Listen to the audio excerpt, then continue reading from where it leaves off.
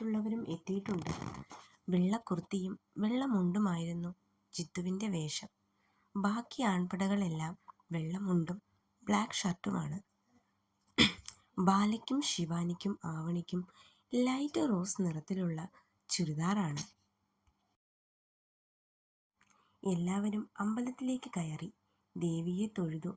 മുഹൂർത്തമായി, താലി കെട്ടിക്കോളൂ, തിരുമേനി പറഞ്ഞു. അങ്ങനെ ജിത്തു മാധുവിൻ്റെ കഴുത്തിൽ താലി ചാർത്തി. ഒരൽപ്പം സിന്ദൂരവും അവളുടെ നെറുകയിൽ ചാർത്തി. ഒപ്പം നെറ്റിയിൽ ഒരു മുത്തവും നൽകി. അത് കാണെ എല്ലാവരും ഒന്ന് ആക്കി ചിരിക്കുകയും ചുമയ്ക്കുകയൊക്കെ ചെയ്തു. എന്നാൽ ജിത്തു അത് കാര്യമാക്കിയില്ല. കാരണം ജിത്തുവും മാധുവും ഒരുപാട് കാലം കൊണ്ട് ആഗ്രഹിക്കുന്നതാണ് ഒന്നിച്ചുള്ള ഒരു ജീവിതം. ഇന്ന് തങ്ങളുടെ പ്രണയ വിവാഹത്തിൽ എത്തിയ സന്തോഷത്തിലായിരുന്നു രണ്ടാളും. ചടങ്ങുകൾ കഴിഞ്ഞ് അമ്പലത്തിൽ വെച്ച് കുറേ ഫോട്ടോസും എടുത്ത് എല്ലാവരും കൂടി. ശേഷം രജിസ്റ്റർ ഓഫീസിലേക്ക് പോയി. അവിടെ ചെന്ന് വേണ്ട കാര്യങ്ങളൊക്കെ പെട്ടെന്ന് പൂർത്തിയാക്കി. പിന്നെ നേരെ വീട്ടിലേക്ക് തിരിച്ചു. ഗോമതിയമ്മയാണ് നിലവിളക്ക് കൊടുത്ത് മാധുവിനെ അകത്തേക്ക് കൊണ്ടുപോയത്. മാധുവിൻ്റെ വീട് തന്നെയാണ്. എങ്കിലും ചടങ്ങുകൾ തെറ്റിക്കണ്ട എന്ന് കരുതി. ഇനി ജിത്തുവും ഈ വീട്ടിൽ തന്നെ ആയിരിക്കും. വീട്ടിലെത്തിയപ്പോഴേക്കും സദ്യയുടെ ഒരുക്കങ്ങൾ ഏകദേശം കഴിയാറായി. ആമിയും രാഗിണിയും എത്തിയിട്ടുണ്ട്. അവരും സദ്യവട്ടങ്ങൾ ഒരുക്കുന്നതിന് സഹായത്തിനായി കൂടി. അങ്ങനെ എല്ലാവരും ഒന്നിച്ചിരുന്ന് സദ്യയൊക്കെ കഴിച്ചു. വൈകുന്നേരമായപ്പോൾ എല്ലാവരും പോകാനിറങ്ങി. ആദ്യ ശിവാനിയോട് സംസാരിക്കാൻ കുറേ ശ്രമിച്ചു. എങ്കിലും അത് നടന്നില്ല. എങ്കിൽ ശരി, ഞങ്ങളും ഇറങ്ങുക. സിദ്ധുവും ബാലയും അവരോട് യാത്ര പറഞ്ഞ് ഇറങ്ങി. ദിവസങ്ങൾ പിന്നെയും കടന്നുപോയി. ബാല കോളേജിലും സൂപ്പർ മാർക്കറ്റിൽ ജോലിക്കും പോകുന്നുണ്ട്. സിദ്ധു വർക്ക്ഷോപ്പിലേക്കും. വലിയ മാറ്റങ്ങളൊന്നുമില്ലാതെ ദിവസങ്ങൾ മുന്നോട്ടു പോയി. രാവിലെ എണ്ണീറ്റ മുതൽ ബാലയ്ക്ക് എന്തോ ഒരു ഉന്മേഷക്കുറവ്. മനസ്സിൽ എന്തോ വല്ലാത്ത സങ്കടം.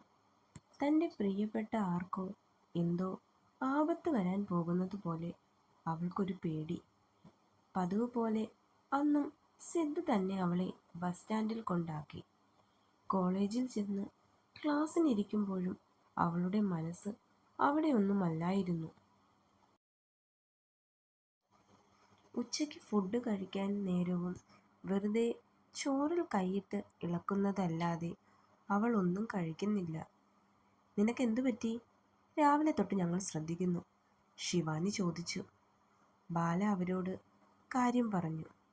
അങ്ങനെയൊന്നും ഇല്ലടി, അതൊക്കെ നിന്റെ ഓരോ തോന്നലാണ്, ആവണി പറഞ്ഞു.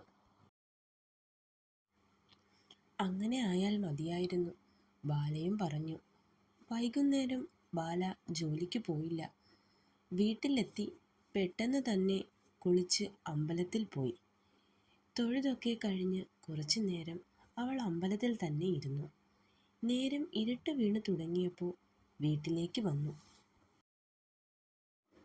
വീട്ടിലെത്തി ജോലിയൊക്കെ പെട്ടെന്ന് തീർത്തു. പഠിക്കാൻ എന്തോ അവൾക്ക് തോന്നിയില്ല. ടി വിയും ഓണാക്കി സെറ്റിയിൽ വന്ന് കിടന്നു. ടി വി ഓണാക്കിയെങ്കിലും അവൾ മറ്റെവിടെയോ ആണ്. കിടന്നപ്പോൾ ഉറങ്ങിപ്പോയി. സമയം 10 മണിയാവാറായപ്പോഴാണ് ബാല എണീച്ചത്. നേരം ഇത്രയായിട്ടും സിദ്ധു എന്താ വരാത്തത്?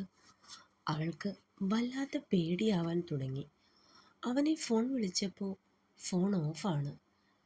പെട്ടെന്ന് പുറത്തൊരു വണ്ടി വന്ന് നിൽക്കുന്ന ശബ്ദം കേട്ടു. സിദ്ധു ആവും, ഇങ്ങ് വരട്ടെ, ഇയാളെ ഞാൻ ശരിയാക്കുന്നുണ്ട്. അവൾ ഓരോന്ന് സ്വയം പറഞ്ഞുകൊണ്ടുപോയി ഡോറ് തുറന്നു. എന്നാൽ അവൾ പ്രതീക്ഷിച്ചതുപോലെ അത് സിദ്ധു ആയിരുന്നില്ല. തുടരും. സ്റ്റോറി ഇഷ്ടമാവുന്നുണ്ടെങ്കിൽ എല്ലാവരും ചാനലൊന്ന് സബ്സ്ക്രൈബ് ചെയ്യണേ.